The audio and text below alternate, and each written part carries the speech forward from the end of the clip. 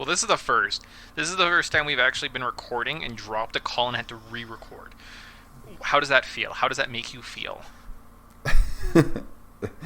It's one of those things where you get just shocked. You're like, damn, I lost my train of thought now. Now we got to recenter ourselves. I mean, Take a knee, I will take a as step Sean back. Alon would write. Yeah, I'll let the audience know. I mean, we had talked for like a minute and a half, and then we lost the call, so it's not like we were talking for 4 hours and lost it all. So probably we'll be able to come back from this, but we're a little bit frazzled, so that's why this show is a little bit shaky right now. You know, we're on edge. We're probably going into some form of shock right now. Yep, and we, especially since we've been putting ourselves through some mental external pressures by watching all these scary movies because it's Halloween. It is October. In my house, I don't know what your rule is, but we only do Scary Movie Month. You're only allowed to watch media that is scary movie or Halloween themed. Now, Halloween can also be fun, lighthearted. We have to watch shows that have some type of theme, right? So, like we watched a medieval show. So, because in theory, technically, a knight is a Halloween costume, so I let that one slide. But for the most part, scary Halloween TV shows and movies. That's fair. I generally just try to watch as many of the bad classics that I can get my hands on. Like, Ernest Scared Stupid is a must at least once a year. For whatever reason, that terrible, horrible, bad comedy still gets me to this day. Just nostalgia, I guess. Also, like, any sort of Halloween themed episodes. So, like, I love watching all the Simpsons of Treehouse of Horror episodes. Like, that's the one episode of every single season I try not to miss. The rest of them I don't care. Okay, and, fair enough. Yeah. Have you watched like the newer ones? Yes. And last year, I think it was last year or the year before that, I was watching them and there was 2 Halloween episodes. Yes, and there's one that's not a Treehouse of Horror, the first ever Halloween episode that's not, and it's actually good, about the home invasion. Yeah, and then but they actually aired another one. I thought they released 2 that year. No, anyways, just the one it's the one I'm thinking of, they did 2. One is called like the Halloween of Horror or something like that, and then they do a Treehouse of Horror. They're 2 different shows. One is a Treehouse of Horror anthology show. The other one is an actual just show about Halloween in Springfield. Yeah, which is really actually probably really it's really refreshing when I watched it, but I was kind of shocked. I was like, huh, I was expecting more than one of those, but it was good. Yeah, no, that one was good. I just recently completed my Simpsons collection, so this is the first time I've ever got to actually sit down and marathon all the Halloween or Treehouse of Horror episodes. Yeah, there's definitely a couple good ones, and then there's definitely a lot of bad ones, and they get a good rap. They do not deserve the rap they get. We're currently at like 22. I think we just watched 22 this morning. It was pretty bad.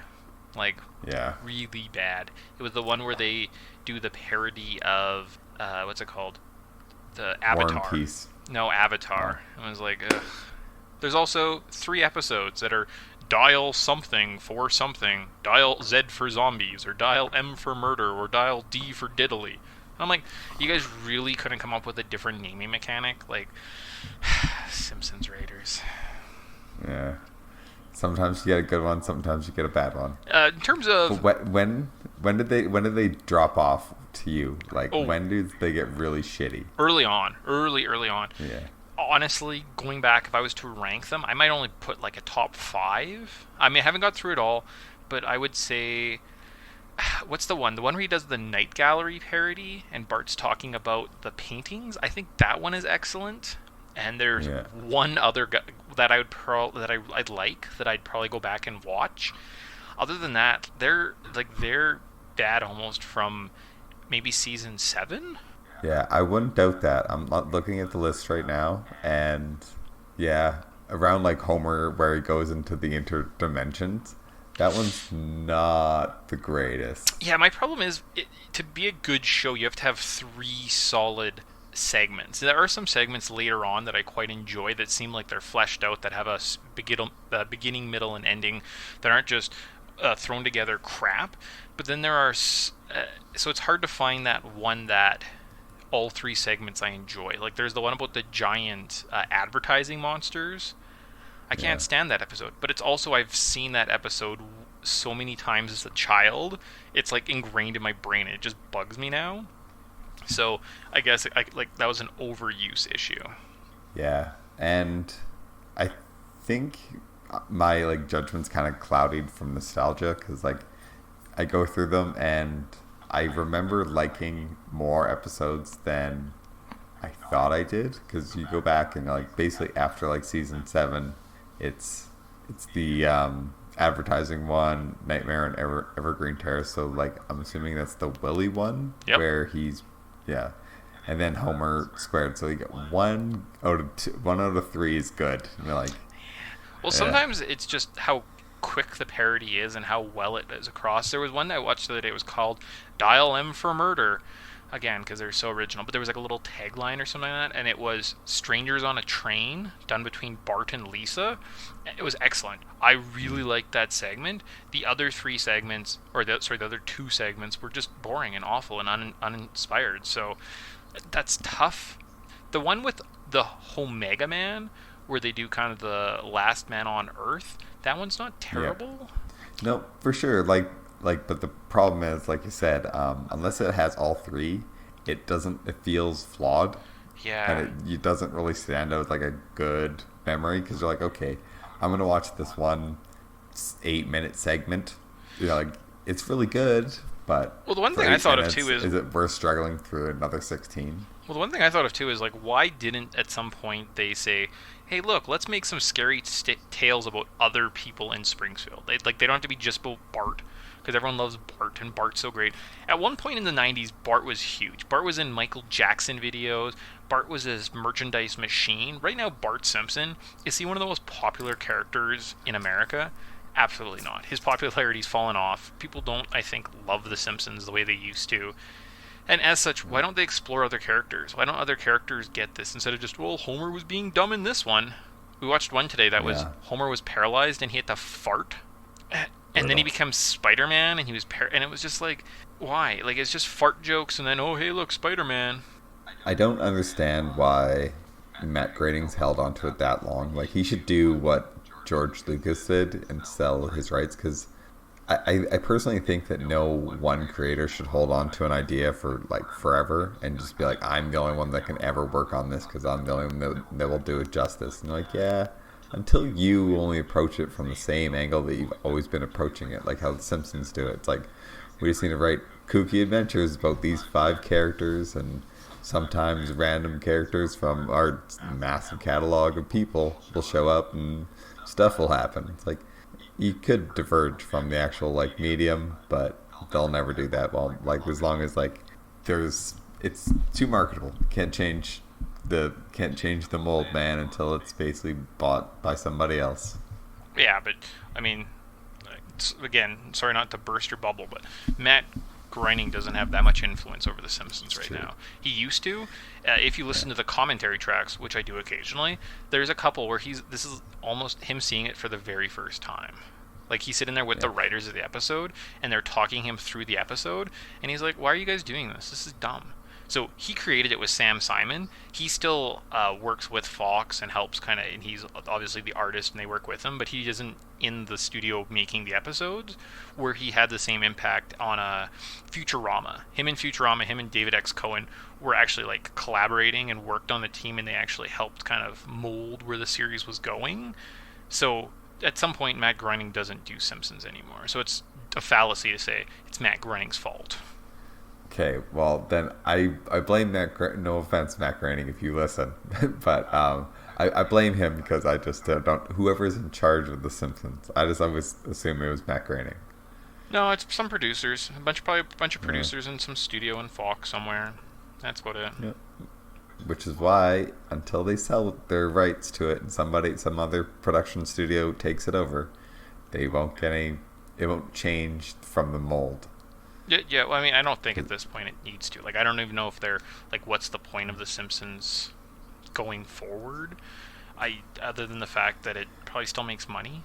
I imagine Yeah, it's not losing but money for them, and it's still a stable property for them.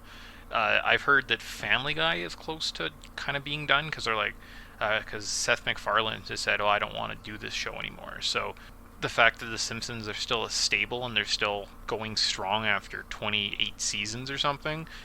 They're probably just going for some like crazy record. Do we have to tell you to silence your cell phone, sir? Yeah, sorry. Yeah, that would be my thought. So, I mean, if you want to talk about individual Treehouse of Horror episodes, I don't know what to tell you. Yeah, sorry, we got really off topic. Yeah, well, I guess. I think we're going to talk about favorite TV shows. So for yours, Treehouse of or Simpsons, Treehouse of Horrors. I'd probably say that's my favorite Halloween like TV show if I was to watch one. In terms of movies, if I was to have one, I had to pick like one. I'd probably do Psycho. I think Psycho is a really good. It's a really good movie. It's a really good scary movie. It's still creepy. It still holds up today. But it doesn't take place on Halloween. It's true. I guess if I was to say like newer genre that I've seen that's blown me away, the movie Trick or Treat is excellent.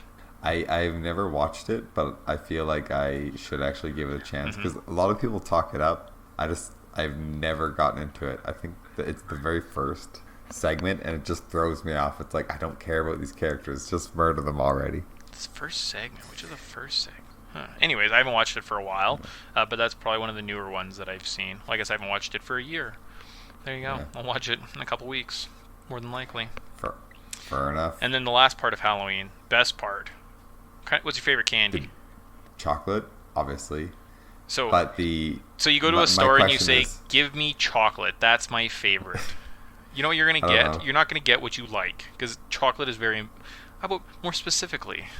Sorry, I didn't realize I was name brand dropping. No, this is you come to my house and you say, "Hey, trick or treat. Here's a magical bowl of candy. What do you want?" You reach your hand in, you pull out chocolate. It's not gonna be what you want. It's gonna be like some like chocolate bunny, and you're like, "Fuck." That'd be a classic prank to pull. It's like, here's Easter candy that I've held on to for this long, you effing little bastards. It's like, because there's always that like leftover candy. You just toss it in the freezer. Chocolate doesn't go bad, right? Lasts forever. Although we side note about chocolate bunnies. So me and my wife were down and visiting our grandparents for Valentine's Day, and Grandma was like, "Oh, it's Valentine's Day. I kind of forgot. Here you go, wife. Here's some Valentine's Day chocolates." Mick, I only had one thing of Valentine's Day chocolates. Here's an Easter bunny, and I'm sitting there looking at it, and I'm like, it's February. Easter's not till April. So either stores are selling Easter candy now and Grandma's stocking up, or I'm getting a 10-month-old Easter bunny that she forgot to give me last year as kind of like, oops. Oh, either that or Grandma hoards chocolate, and the reason why they have two freezers and a fridge, it's like one's all chocolate, man. It's all chocolate. I guess. But still, I think like eventually, like I don't think it stays good forever. Anyways, regardless, if I was to pick one, I think I'm just gonna go basic, just Reese's peanut butter cups. Like I think that's just the best one. So that's fair. I'm a coffee crisp or crispy crunch kind of guy. Crispy crunch. Okay. Or crunchies, yeah. No, crispy crunch. That's the one with the red bar wrapper. Yeah, crispy crunch. Yeah. It's kind of got the nougaty, the hard nougat center.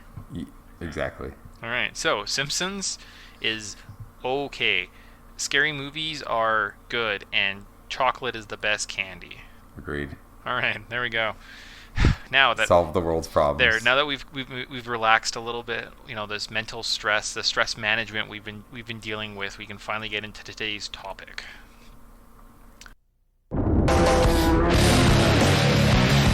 Resident Evil, more terrifying than ever, comes to Nintendo GameCube.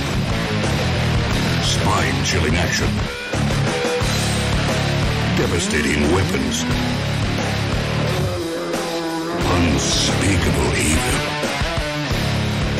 Live the nightmare. Resident Evil, exclusively from Capcom. Rated M for mature, only on Nintendo GameCube. Welcome to the Podtendo podcast, where we analyze, reminisce, and replay the glory of old Nintendo games. We can be contacted on Twitter at Podtendo Podcast, email us at podtendo@gmail.com, or check us out on Facebook at facebook.com/Podtendo.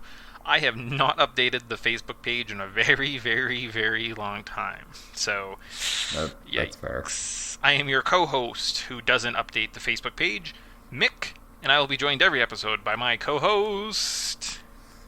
Tyson. No fancy song today. That's very disappointing. No. And for Halloween of all things, Yeah. where's your showmanship? Jeez. I'm dropping the ball, man. Ugh. I also feel like, so re-listening to our last episode, I feel like lots of times when we go to discuss things, it just becomes a little bickering. Like, we don't actually discuss the topic. We just, you say your opinion about something, I'll say my opinion, and then we argue between each other on them. So instead of discussing The Simpsons, I'm pretty sure we just argued about who's in charge of The Simpsons. Basically. We're really good politicians. I was gonna say, really, we just answer our own questions and have our own conversations. Really, if I've learned nothing from the presidential debates, just talk about whatever you want to talk about. I don't care what you asked me. I am going to talk about this. Yeah, I guess. I mean, it's. I mean, really, isn't that what the internet is for? Just wasting people's time. So there you go. You're welcome, audience. Yeah, all 7 of you that listen, you're welcome. All right, you ready for this bad boy today? Super scary Absolutely. game. All right, today we played Resident Evil. The release date of Resident Evil was March 22nd, 1996. How Long to Beat had this game at 7 hours. Actual retail price was $50. If we factor in inflation, that's $72 today. Current eBay price, a copy of this is going to set you back about $60, and the eShop price, it's about $4.99 for a copy of the PX PlayStation 1 version. Oh no, this is a Nintendo podcast. What have we done? Just kidding. Tricky. Tricked you. What we really played today was the Resident Evil remake. Its release date was March 22nd, 2002, and June 23rd, 2009. So that's kind of an interesting fact. So I went to make a little joke about Resident Evil for PlayStation is the one we played. Jokes, internet. Found out that the remake for the GameCube, that's the version we played, came out on the exact same day, 6 years later. That's kind of neat, right? Mm-hmm. Is that intentional? I'm going to say probably. Yeah, like I think, absolutely. I think they were just trying to be cute with it, and they're like, oh, look, we'll release it on the same day. How fun. Yeah. So, there you go. I tried to make a funny little joke, and I actually learned an actual interesting tidbit. Huh. Yep. How Long to Beat has this version at 10 hours. Actual retail price, $55. If we factor in inflation, that'd be $70 today. Current eBay price, $15. I'm probably going to buy this. Just saying. The copy that I was looking at for $15 doesn't have the manual. I'm okay with that. Get the 2 GameCube games. I got a little GameCube collection. I'm going to save that one. And then our eShop price, $25. But you'd have to get that on either the PlayStation 4 or the Xbox One. Sounds good? Yep. All right. This game was I guess I'll kind of get into it here. So, for the development details of the Resident Evil remake, this is going to be a bit longer of a section because it's not just an 8-bit game that 2 guys worked on in a little closet somewhere. They actually spent some time. There was a whole development team to make kind of a big 3D game. I stopped talking there because somebody was texting me and I went to look who it was, so sorry for the delay. This game took 14 months to develop and was part of an exclusivity deal between Nintendo and Capcom. The other 2 games were Resident Evil 0 and Resident Evil 4. Those are 3 pretty good games. The director felt Agreed. The director felt the original had not aged well and that the GameCube's capabilities could bring the game closer to the original version. The main goal in development was to achieve motion picture quality visuals and to create even more suspense and fear than the original. They first wanted to create total 3D environments, but they realized this would use too much hardware, so they opted for 3D models over pre-rendered backgrounds. Canadian model Julia Voth served as the basis for Jill's facial and physical appearance. This next point, we have to stop and talk about this. The developers planned to make all the enemies invisible invisible. But that would make the game too different from the original. What does that mean? I think that they're like, oh, you have to know the game so well that you need to know where the zombies are. That makes no sense. I'm Yeah. pretty sure they're like, hey, you guys smoked too much peyote. This is a bad idea. Now, I know that if you play the game enough, there is an invisible enemy mode where you basically have to have the whole game memorized and you have to know exactly how it works. So it this is a speed running game. So you can play it. It takes you as long as, what did I say, 10 hours. You can beat it in as few as 2 hours if you know what you're doing and where to go. I guess that's to kind of add to that element to saying, hey, look, we want you to know this game inside and out. Like, we want you to know exactly where every enemy is. But why would that just be the original concept of the game? No idea. Like any game, like you could make a Mario game with invisible enemies, and no one would ever beat the game. Like you could never beat a level if everything was invisible. Yeah, that's brutal. I mean, it would be scary, I guess. So Yeah. yeah. And then my final note was a lot of the added content was deleted content from the original. One of the examples was the Lisa Trevor storyline. So all the stuff you see in the remake was supposed to be in the original, but at 96 they just didn't have the capability of putting it in. Make sense? Yep. All and right. It makes it kind of cool. That's a nice complete pack.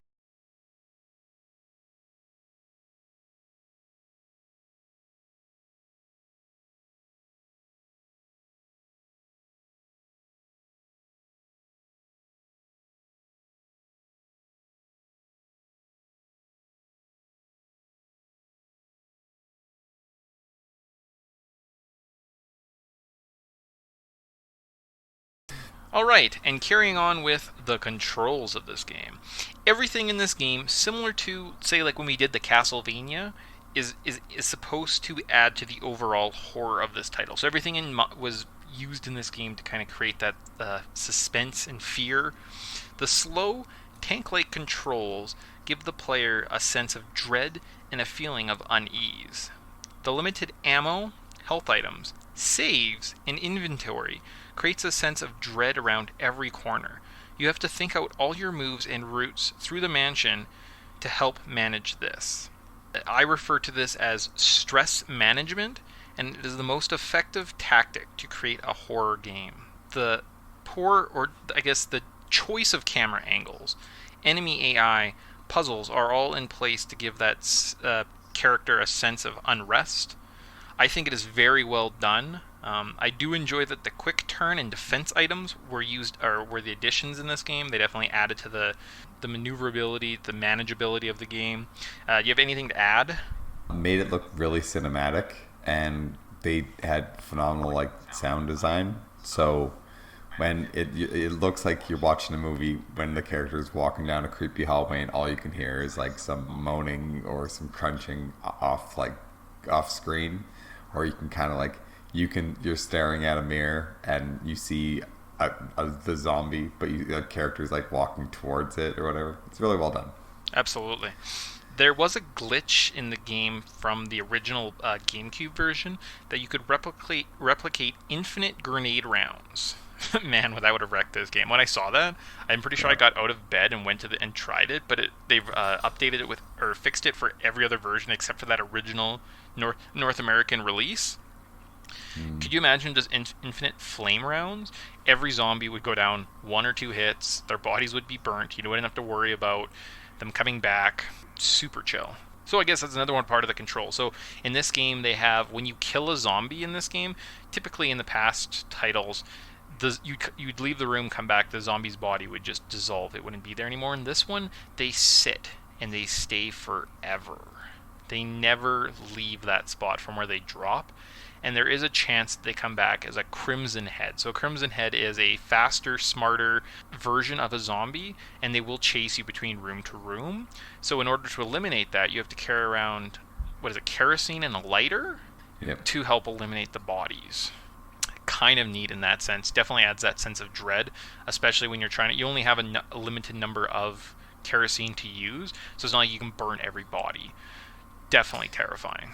Yeah, and it definitely makes you want to like think like, do I want to kill this freaking zombie or should I best play to run around him? Well, that's So it too. I mean, if it's in a hallway that you know you'll never come back to, just kill him, leave it. It's not like he's gonna wake up and chase you out of that yeah, room. Like, more than likely, it's only when you enter that room does he become a Crimson Head. Or it's, can I dodge this guy because there's enough room in the hallway? It gives you lots to think about. yep. All right. First memories of this game. I heard about this from a kid on the playground. He tried to explain it to me, and it sounded awesome. It was neat because most of my friends were playing Nintendo games, which were pretty soft and tame at that game, and this one particular kid had a PlayStation, which had very mature content. So while I was saving Hyrule, beating Bowser, and replaying GoldenEye, he was surviving horror, taking on Metal Gear, and battling Sephiroth. I realized both are great games on their own rights, but as a 10-year-old, that kind of hardcore, mature content on the PlayStation was starting to seem pretty cool to me. Yeah, and I think it was a very like they were very different things. Like all Nintendo games were very very lighthearted or almost aimed towards a younger audience, and PlayStation was like, nah, this is for adults too. So there's more mature titles. We're gonna let a lot of things slide instead of being like, no, you can't have blood and gore in this title. Feel free, do whatever you need to do. Yeah, we should probably, cool. if you pulled up the top video games sold from, let's say, last year, I bet you most of them are like a first-person shooter, and the first-person shooters sometimes are classified on how good they are based on how much gore you see. Like, if you hit someone's head and their head explodes and there's accurate description of blood and guts and brains, that nowadays will sell titles, as opposed to back in the day they're like, whoa, we can't show real blood. That's why Ganon's blood is green. Because you're not stabbing a man, you're stabbing some sort of a monster with green blood, guys. Come on, calm down. I actually never really played the original game at all. I did trade/borrow Resident Evil 2 from another friend, and when we got our PlayStation 2, I did get Resident Evil Code Veronica. I don't think I owned the original until I got my PlayStation 3 in 2009. This is the first time I played through the Resident Evil remake. I did hear about it when it came out on the GameCube. The Crimson Head mechanic almost sounded like too menacing and too tough for me, so I think that's probably why I avoided this one. My first memories were I actually got this because they did a release on, I want to say, the DS. Oh yeah. Yeah, and I played through that until, because it was just an exact like replica with all the cheesy lines and everything. I played through that until basically the sharks, and then I just couldn't solve it and I just gave up. And then when my Xbox One crapped out on me, not my Xbox One, my Xbox, my first Xbox, sorry, my original Xbox, not Xbox One. My original Xbox crapped out on me. I traded that in without like 20 games, and I ended up with like a bunch of credit and went and bought myself a GameCube with all the Resident Evil games, the remakes, and a bunch of like Mario Kart and stuff for the girlfriend to play. And then that was my first experience with it, and basically playing through that original remake that time was so good. It was such a great game. Like that Zero, Resident Evil 4, all just like on the GameCube. Those are the golden days. Huh. So now that you mention the game, the DS, I kind of heard a story, and I should have looked it up, and now I'm kicking myself. Resident Evil Gaiden. I think there was something called Resident Evil Gaiden, which was supposed to be a Game Boy Color remake of this game. So they had this game on the Game Boy Color, similar controls to kind of the original 96 version, but apparently it was never released. But I definitely remember us having a game called something like that, like Resident Evil Gaiden or 1, and it was just Resident Evil, like this game, Resident Evil 1, on some type of handheld. And I'm pretty sure it might have been the Game Boy Color, which seems very weird to me. I just googled it, and the cover looks really familiar, but I don't know if we had this game. I feel like I know I definitely had the DS game. Maybe it was on the DS, because there was like a swipe feature, and if like a zombie came too close to you, you had to like swipe to get it off, and if you hit it properly, you wouldn't get as much damage. So that would make sense. But so there definitely is a game out there you can get now called Resident Evil Gaiden for the Game Boy Color. I think they've released it online or something like that, but apparently it was never released to public. And when I heard that, I was like, I kind of remember owning this game. So how the hell did I have a game that never came out? Maybe it was the DS one I'm thinking of. Yeah, I think it was Resident Evil Deadly Silence. For the I think for the DS. For the DS. Okay. Yeah. With that done, we will talk about the story.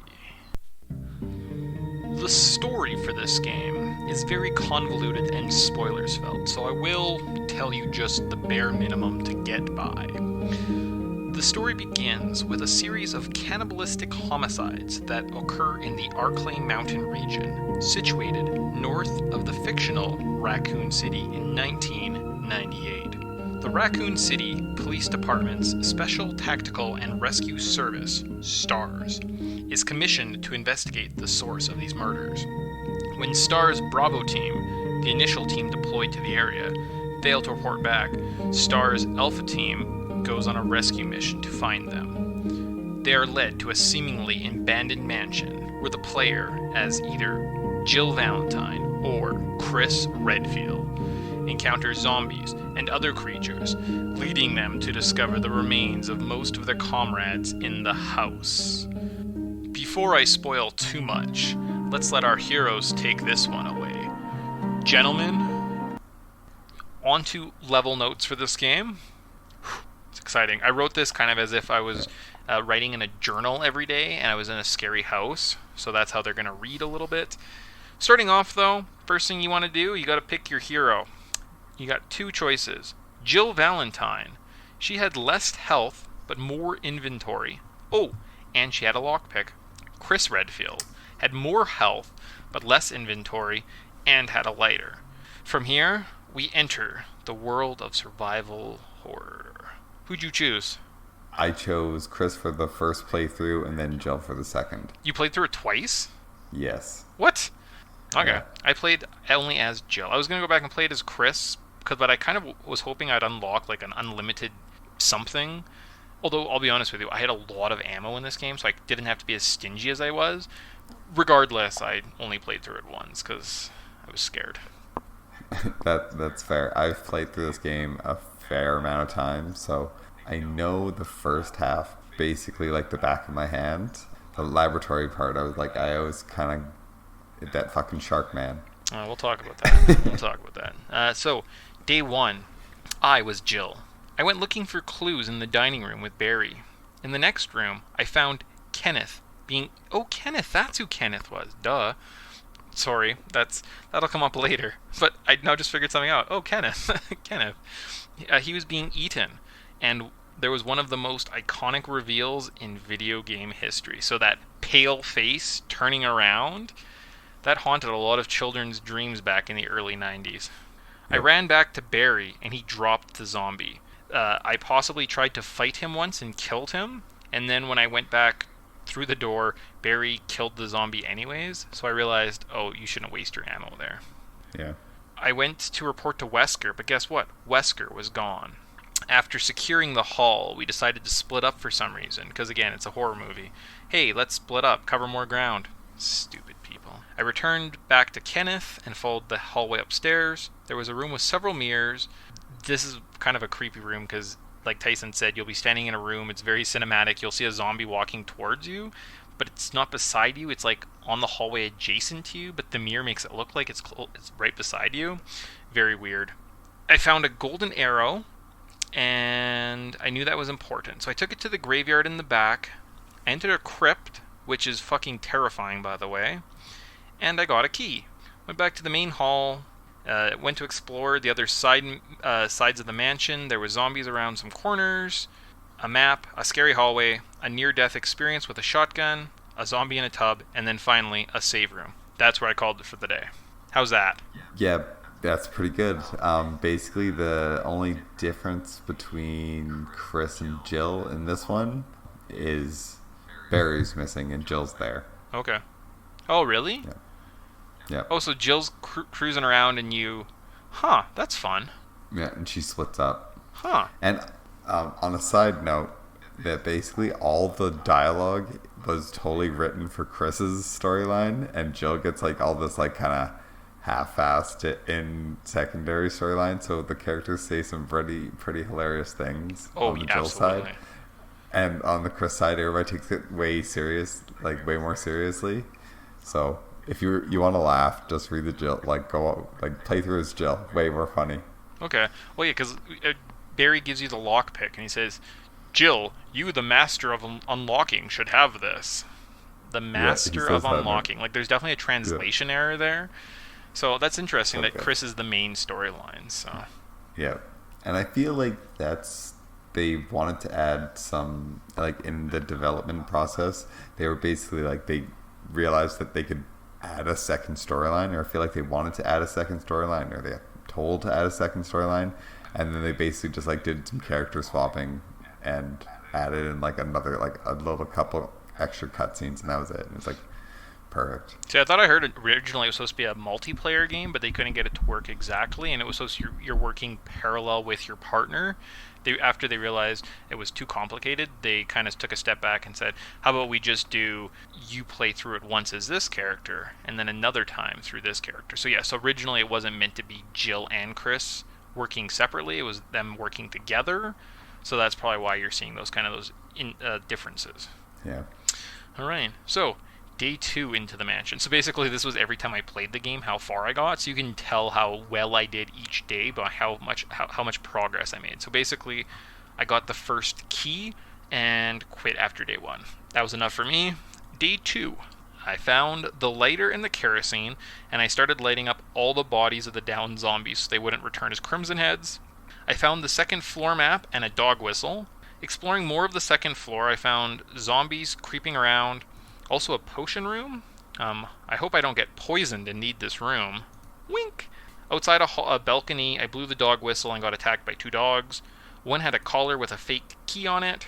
I doubled or tripled around to get back to the room with a mirror and got attacked by a crimson head. Fuck! So that was kind of creepy. I found a crimson head really early on.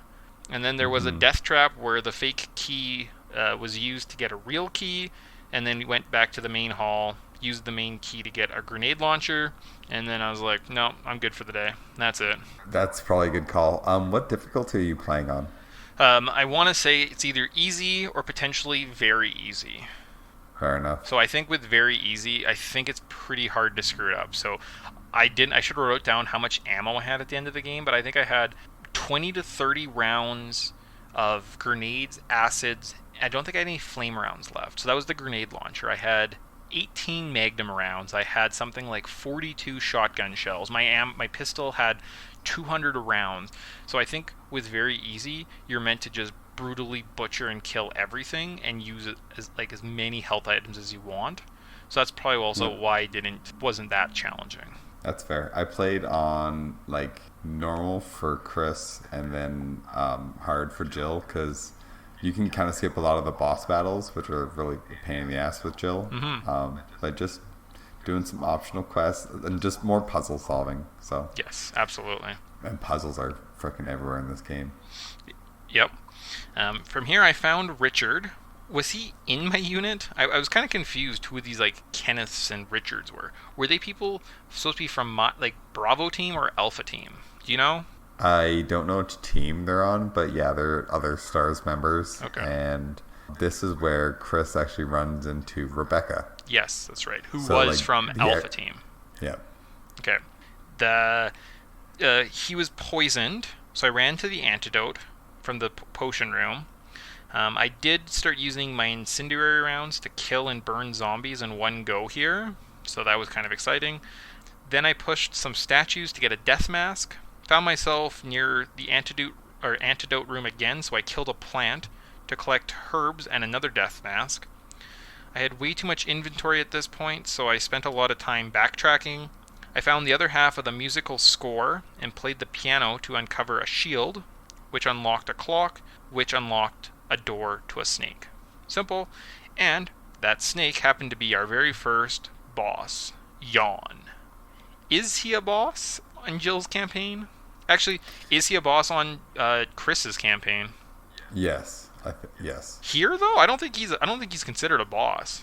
No, he's kind of like a mini boss because basically, like, you shoot him a couple like times, I think it's like 5 or so, and Yeah. then basically it cuts back to Rebecca tending to frickin' Richard because you guys moved him in there, Yeah. and like then frickin' Chris like busts in the door and is all like, "I'm poisoned. Go get some stuff." And then you play as Rebecca and have to run over and actually get the serum. Oh, really? Oh, okay. Yeah. So in my scenario, Richard comes in to help me. I went and got the third death mask, found some shotgun shells, ran around for a bit.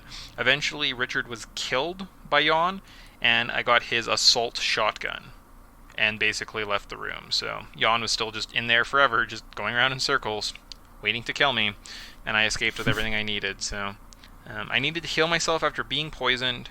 Then I backtracked across the mansion again to change the color of some pictures, which I definitely screwed up. I found the fourth death mask, and then I went back to the crypt and fought some red guy. But apparently that was a Crimson Head, and that sucked, and I hated him.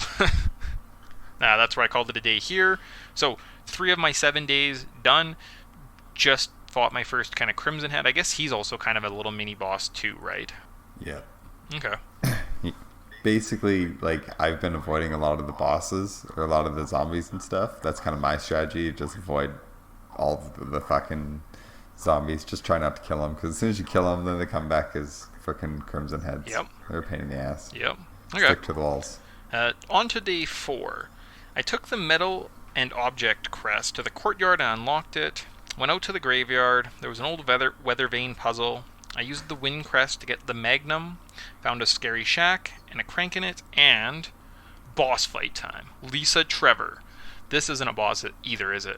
No. Alright, so dodge her and run away. You head back to the courtyard, use the crank to drain the pool, and you make your way to the residence. In here I did some exploring, found a save room, explored a few more rooms, nothing special here. I thought I did more on this day, and that's where I called it a day. So day 4 I basically went, saw Lisa Trevor, got to the residence, and saved. That was maybe 20 minutes of gameplay. Good job, me. Now, you've never played through the original, so I don't. Is Lisa Trevor in the original? No, she was. They didn't add her. There was no graveyard. I think you just go in, like, there's that little shed that you're in. If you go to the side, there's just literally a little hallway that has the crank in it. Nice. So they basically took that whole hallway or that little closet and expanded it into this big winding graveyard and this scary shack with Lisa Trevor in it. Nice. Yeah. Day 5, I actually made some progress. I found myself in the residence again. I started by exploring the billiards room with the giant spiders. This gave me the willies. I lit the 3 candles and found the code for something. Went down to the aqua ring, got attacked by a shark, and fuck that. I drained the tank, electrocuted the big shark, and got a key. The new key got me into a lab. I killed some bees, played a chemist, and returned with my creation to the aqua ring. If you put your creation, what is it called? The Jolt? V or something? The V-Jolt? V-Jolt. V-Jolt potion. If you put it in the roots that you find down in the aqua ring, use the secret exit, you get to a boss fight. This is Plant 42. It's this giant plant that's hanging from the ceiling. Because I did that little stuff, so I played the chemist, I got the V-Jolt, I went through the special exit. I go in, and all that happens is the plant grabs me. Barry comes in with a flamethrower and saves me, and that's it. With Chris, basically, you walk into the room and you get grabbed, and then Rebecca runs in the room. It's like, oh no, what can I do? He's like, go get this potion and put it in its roots. And then she literally runs to the room, does the potion stuff, puts it in its root, while Chris is getting attacked. Really? Oh, interesting. Yeah. It's kind of stupid. So I was watching a playthrough on some guy called Necroscope on YouTube. He didn't do that. So he went to the aqua ring, lowered it, then he went back up, and he actually ended up with the assault shotgun, was running around and actually killed Plant 42, and then met Rebecca after the fact. Really? Yeah. So which entrance did you use? Like the double doors, or the main door, the little side door, like in the bedroom? I honestly don't remember. Huh. So I think maybe there's 2 ways of doing that with Chris then. So there might be like if you go in through the side door, there's probably a cutscene and it makes the fight easier or harder. I guess it'd be harder if you go through the side. Must be. Huh. Well, I fucked that up. Well, I mean, if you had enough ammo and you didn't waste all your ammo on it, like, that'd be the only difference. Well, it wasn't really a fuck up. It was just, these are different ways of doing it, so. Yeah. One's probably faster. Cool. So as a speedrunner, you're probably better off to do one over the other, right? Right. Killing Plant 42 gets you the helmet key. You run into Wesker, and he informs you to go to the mansion. He seems kind of, like, this is definitely kind of phoned in on this point. I'm like, hi, Wesker, it's Jill. Where did you go this whole time? You should go to the mansion. I think there's still some exploring left to do. Okay, boss man. Yeah. Stupid. Don't you think so-and-so's suspicious? Yeah. It's like, fuck's sakes, Wesker. Yes, because Barry's the suspicious one, Wesker. Jerk. Yeah. As you get into the mansion, you see this really fun cutscene of something waking up outside, and it runs along the pathway super quickly, and this is the introduction of the Hunters. Yeah, if you have, one of my favorite bad guys. Yeah, if you have the shotgun, super easy to kill. I did make it back to the save room here, saved. That was the end of day 5. So day 5, I definitely did a lot more than any other day in this game. Also, day 6, I think I kicked it. Oh. Sorry, go ahead. I was just going to say, like, the Magnum, like, one shot kills the Hunters. Sometimes two. Yeah, see, I was told to save them, so... Yeah. Shotgun. I only ever use them on Hunters. So, only ever use them did you get the assault shotgun in your story? No. Oh, really? So, I think when Richard is killed by the sharks, he drops the assault shotgun. So, in the Aqua Ring, if you make your way around... You know where right before the big shark that you have to electrocute? One of the sharks that's flopping around on the ground, right beside him, that's where the assault shotgun is. Cool. Yeah, so next time you're playing through as Chris, make sure to stop and get that. It holds 10 rounds, and it does like double the damage of the regular shotgun. I might have grabbed it and just been like, ooh, shiny thing. Okay. So that's kind of was my method of taking out the Hunters, again, on very easy mode. I think it was like 1 or 2 shots and killed them, so I think I have a distorted view on how this game works right now. Day 6, I did a lot on day 6. I think I probably took on almost half the game between day 5 and day 6. I think I almost beat half the game, so good job me. Took out some Hunters, found a puzzle room that had a slidey puzzle in it. Then I found George Trevor's grave. From here, I fought my way through the sewers, got a bunch of herbs and a battery, got back to the mirror hallway room, went upstairs, used the helmet key to get to the attic, and Yawn 2. Electric Boogaloo. Boss fight. It's really funny. How was this fight for you when you're fighting Yawn in the attic? He's okay. Right. Just shoot him I think it's like 5 or 6 times with the Magnum. Okay, see, I was using the acid rounds on the grenade launcher. Again, Jill gets the grenade launcher. A little bit easier. I think it took 4 rounds, and I did miss ones, so it was only like 3 shots. At this point, you're collecting various medals. So here was the medal of the wolf. There was another, and then there was a medal of the eagle at another point that you got. Found another room off the main hallway with a weird mirror in it. There was a jewelry box here with a fun puzzle and a brooch. P.S. The brooch is a key. A big thing with this game too is every item you find you should probably examine. Yeah. So don't just pick up an item and be like, "Oh, I got the item. Good. Don't worry about it."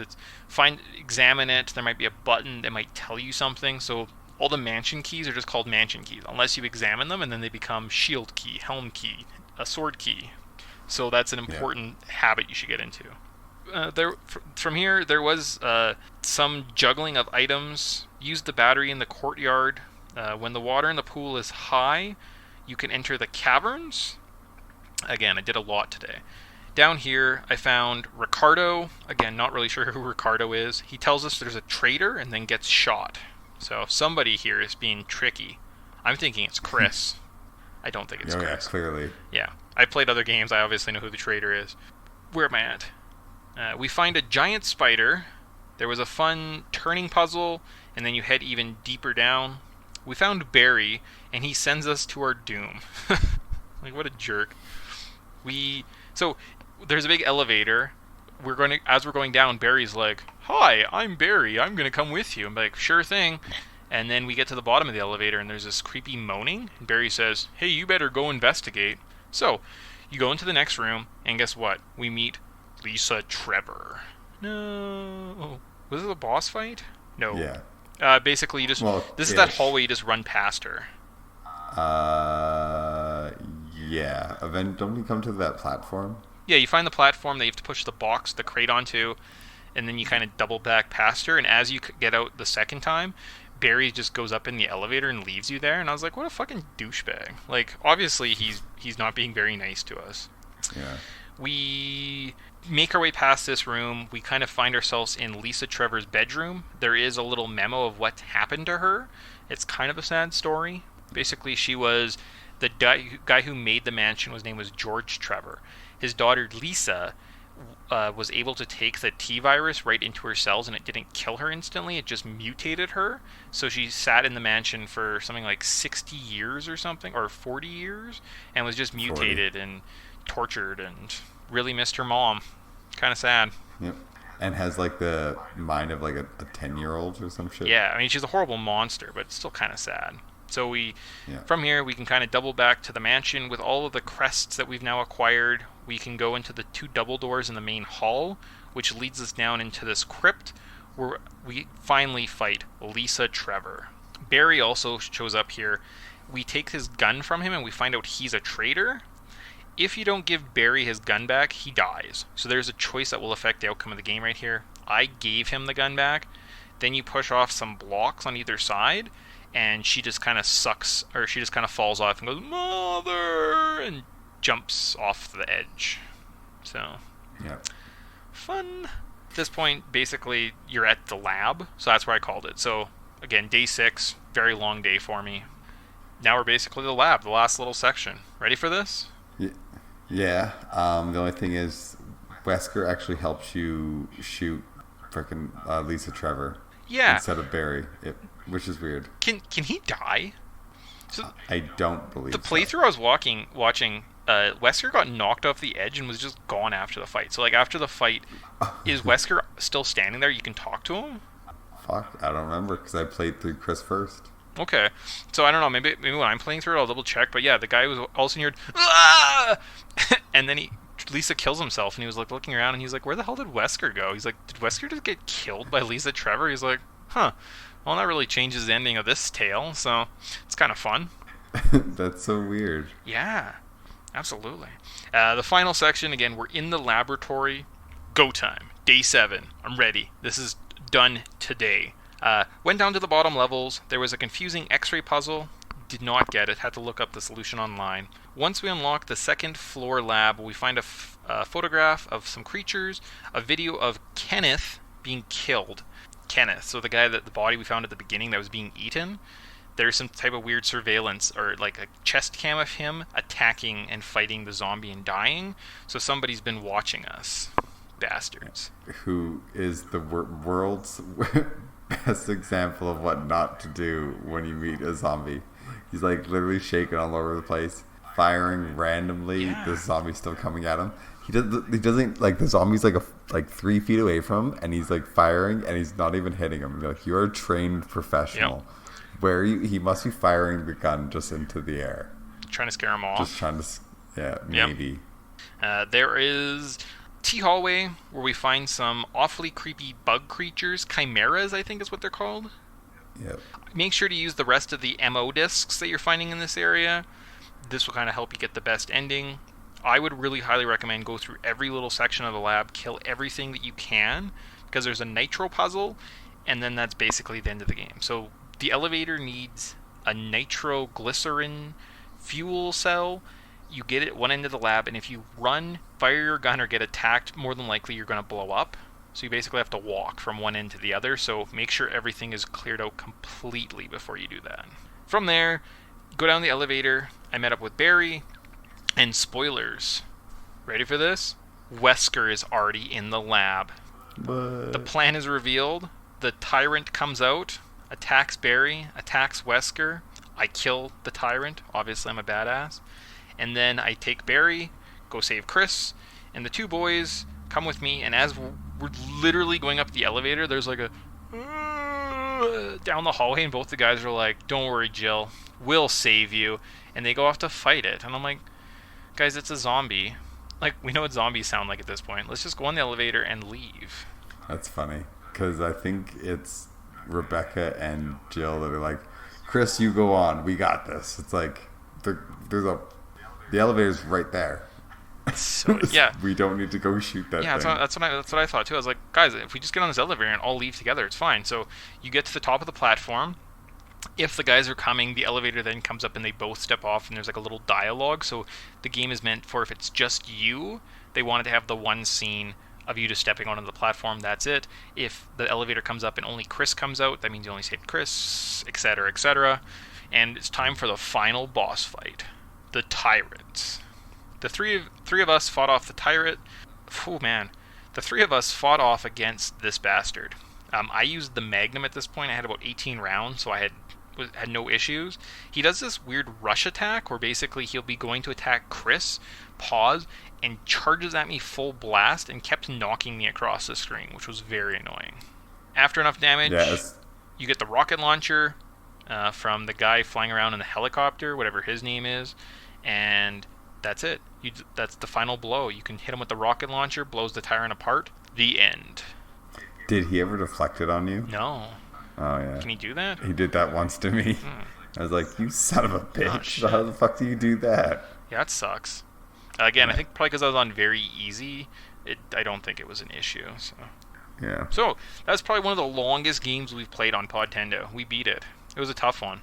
Yeah, it was okay. I mean, I think like I've played it a fair amount of time, so like I just don't really kill anything, especially with the remake. It's like just literally run around those zombies if you can. If there's two of them stacked up and you can't really like hug a wall or anything like that, shoot one of them. Gotcha. Yeah, that's fair. And that's it. My ending statistics, I wrote them down. I killed 85 creatures. I used 172 ammos, used 13 saves, and 17 health items. Nice. There you go. Did you write yours down? No, but I know I killed, was it like something like 60 or something like that. Okay, so it wasn't that. I didn't go that trigger happy. No. Good. Let's see. Then my current thoughts on this game. Very awesome remake. I enjoyed the game very much. It was quite terrifying. I think the game still holds up quite well. The controls and camera angles definitely added to the gameplay. In terms of where Resident Evil 4 and 5... a Resident Evil 4 or Resident Evil 5 style version of this game wouldn't hold up. This game isn't meant to be an action game. It's meant to be rather scary. So this over the camera, you can aim, you can move quickly. The game's not meant for that. It's meant to be slower, it's suspenseful. So I think somewhere along the way Capcom kind of lost the point of what survival horror is supposed to be, and this is probably the best outline of what exactly survival horror should be. Yeah, like I mean, I guess there's the new or kind of games that are like Slender Man or like Amnesia that go for that whole. They're supposed to be like really good. I've tried to play them. I think as far as like a Resident Evil game goes, yeah, this is the only really scary one because like even with Zero, it's not really scary because you're on a train, so like the camera angles are kind of a lot easier to deal with. And it's just mostly like running forward and backwards on that frickin' train. So yes. So I don't know. I guess it sounds like you're kind of with me that this is what survival horror is supposed to be. It's supposed to be terrifying. It's not supposed to be a high-paced action adventure game. So there you go. Yep. So supposed to make you uneasy. Yeah, absolutely. I'm super happy I finally played through this game. I might go back and play through it a couple more times. A couple of times I played it, I should mention, I did have headphones in, so the sound was right in my ears. It was dark. I was in the house all by myself, and I realized somehow I had to get to bed, and no one else in the house. There was no lights outside, no lights in the house. So those were kind of like scary walks to the bedroom. I was like, I'm a big boy. I'm not scared. Other than that, I think that's kind of a nice bow. Good little horror franchise. Yep. We kind of stumbled our way through how we beat this game, some of the differences, which was good, and yeah. Very happy with this game. Good Halloween title for sure. Yeah, it's really solid. I mean, overall thoughts are like the sound design and the way the game's presented is really, really interesting and good. I mean, people are going to complain about the controls, and I mean, I play it and even complain about the controls, but the controls you're right, like really do help kind of cement this game as its own kind of unique piece of, art, like, I don't know, survival horror, I guess. But I think as far as like, there's not many good horror games out there, so as far as horror games go, this one's probably in my top 5 or whatever. Awesome. Good. Yeah, Yep. I agree. I don't really have anything bad to say about this title, so. Would you recommend it? Oh yeah, I think everyone should go play this game. They have a new remake package. You can get this it's about $25 on like the PlayStation 4, PlayStation or Xbox One right now, or you can get the Origins collection, which is what I bought and played it on. So I got both games, $50. Both games as an RE0 and RE1. Definitely worth going and checking out. I've heard RE0 is not very good, so like I'm probably not going to play it anytime soon. Maybe next year if I feel so inclined, but definitely this game, everyone should play it. Yep. The original that I have played through on my PS3, like the original PlayStation 1 version of this game, it's nothing special. I think I played up until the hunters were in the mansion, and then I was just like, this seems very unnecessary. And I watched like end gameplay, and it's just like very unnecessary.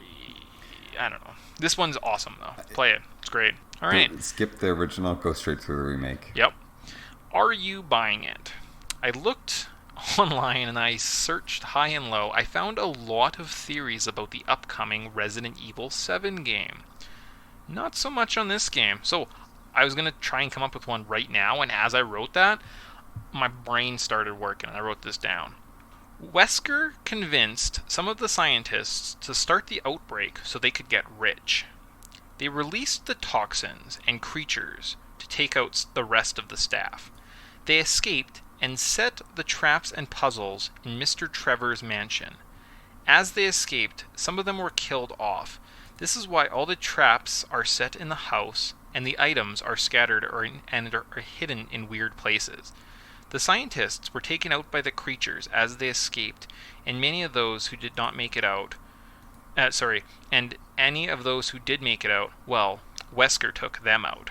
He then sent in the STARS team to gather information so that he could sell this product to potential buyers and get rich from it. Also, I guess, so are you buying that theory? So that's the reason why all the traps are kind of hidden in weird places, was because there was a conspiracy in it. A couple guys tried to hide all the little keys all over the house so that nobody could clearly uncover the mystery. Yeah, I feel like, so it's either you believe in it was an accident and the outbreak just happened, or was it actually like set up and planned? I'm gonna lean towards more it was set up and planned, especially since they probably did have security guards and all that shit kicking around the house, like around the mansion. Like, why wouldn't they? You have big, terrifying, scary monsters that you're working on all day. You'd think that you have some sort of security, especially with like you want the scientists to focus on, research and development. So there has to be some sort of security, and there's no evidence of any of the security officers. They just look like, I guess maybe a few of the zombies could be the security officers and shit, and the staff and stuff, but I feel like there would have to be some sort of security, and there's like nothing. Not a single zombie to like walk around in armored gear or anything like that. Oh, I think it was definitely planned, because I mean, otherwise there'd be no reason, even just to get into the lab. There's this big fountain that you need 2 crests, and then the water lowers. So the fact, if it was just an accident and they were trying to, unless they were trying to cover it up, why would they raise the water back up in that area, take the crests, and then hide them around the mansion? Like, who would take one of the crests, go and put it in a book, and then what? Like, it just doesn't make sense. I mean, I realize it's a game, and I have another theory. Okay. That it was all designed by a really bad architect, and that's just how that mansion was designed. Yeah, no, George. There's not a single bathroom. And yeah, it's just the worst. Yeah, there is. All the times where you go in, there's the tubs. Remember, you go to the tubs and you pull the plug out, and there's always a zombie in there? Yeah, but that's not enough, bathrooms for everybody to... I think maybe there is. Well, in the residence, every cabin, every room has a bathroom. And then in the actual mansion, people weren't meant to work in the mansion. That was just a cover-up. The lab was underground. Was there a bathroom in the underground? I don't think so. You're right. It was not very well thought out. It was designed by really bad architects. Yep. Well, there was another thing I was going to talk about. Underground, cabin layout, mansion. Nope, it's gone. It's gone. Right. That's it. Oh, I guess my theory would be debunked that I made up if you played Resident Evil 0, and it would probably explain how the mansion is, because I'm pretty sure one of the scientists is like the Leech Man, or like he's the bad guy in that game, and I'm sure he Yeah. would explain to you why the T virus is out and what's going on with it. So I guess if you wanted to, you could probably play that game. And Yeah, skip it. yeah. So anything else? No, not really. Okay. I mean, I guess we've kind of sang this game's praises for like over an hour now. So Yep. Yeah. Pretty good. I don't think we missed anything. Like I said, I think we're good. Do you have any follow-up thoughts on? So Halloween, you're gonna watch Trails of Horrors. You're gonna watch. What movie did you like watching, by the way? well, obviously Ernest Scared Stupid. Yes. And I don't think you said that on this one. oh, maybe not. That was the other recording. That is true. I forgot we got disconnected. Yeah, so Tyson's... I'm glad we didn't get disconnected halfway through this. Jeez. Tyson's Right. favorite movie is Ernest Scared Stupid. Mine is Psycho. Yeah. Watch them. They're good. Favorite treats? Yes. Tyson likes chocolate. I'm a bit more of a connoisseur. I like Reese's Peanut Butter Cups. And... Which is also just chocolate, but with peanut butter on it. yeah, but you can't just put peanut butter on chocolate and get a Reese's Peanut Butter Cup. It'd be weird. You ever tried it? I tried it. It's Yeah. bad. And then Yeah, finally... sounds good. play Resident Evil, super scary game. Although I do have Until Dawn, the game, like the choose your own adventure style video game for the PS4. At some point I'm going to play that, and that's kind of like a Halloween-y, scary game. So Yeah, it's like a slasher flick, but as a game, so it's choose your own destiny slasher flick. oh yeah, Final Destination style. Sweet. Yeah, except for good. Well, I guess. All right. In closing, thank you for listening. You can contact Podtendo on Twitter at Podtendo Podcast, email us at podtendo@gmail.com, or check us out on Facebook at facebook.com/Podtendo. The music of Podtendo was used without permission and is property of Nintendo.